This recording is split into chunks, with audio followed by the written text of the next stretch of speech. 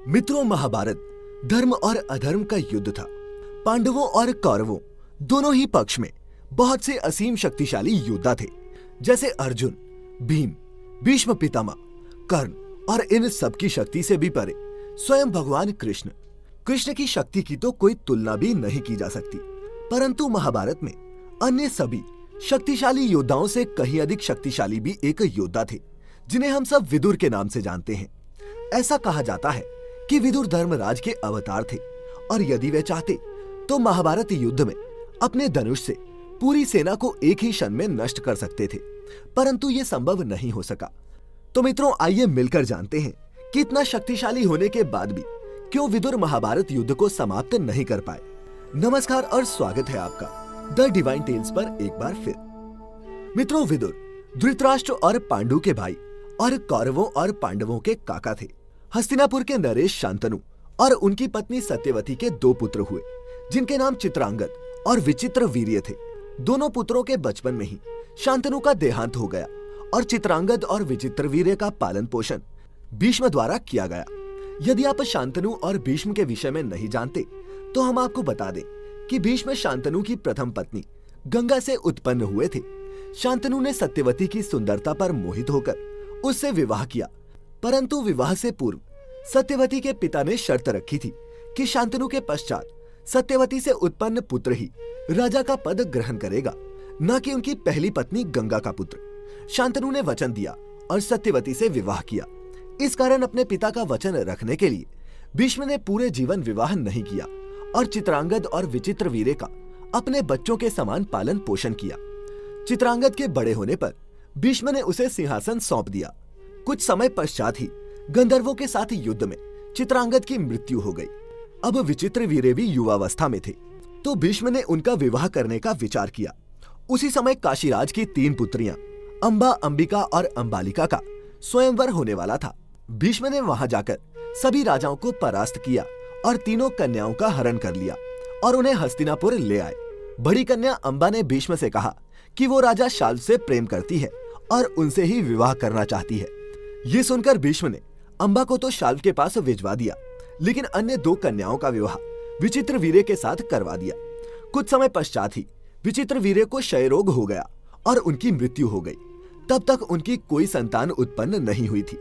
वंश नष्ट होने के भय से मां सत्यवती ने भीष्म से कहा कि वो विचित्र वीर्य की पत्नियों से पुत्र उत्पन्न करे, परंतु भीष्म ने अपनी प्रतिज्ञा तोड़ने से मना कर दिया। तब सत्यवती ने अपने पुत्र वेदव्यास को स्मरण किया।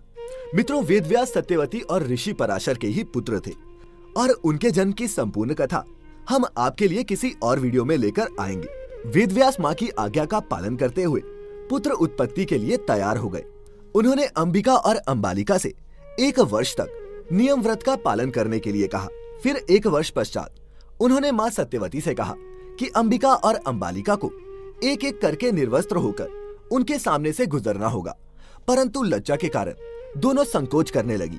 सत्यवती के समझाने पर अंबिका और अंबालिका ऐसा करने के लिए सहमत हुई।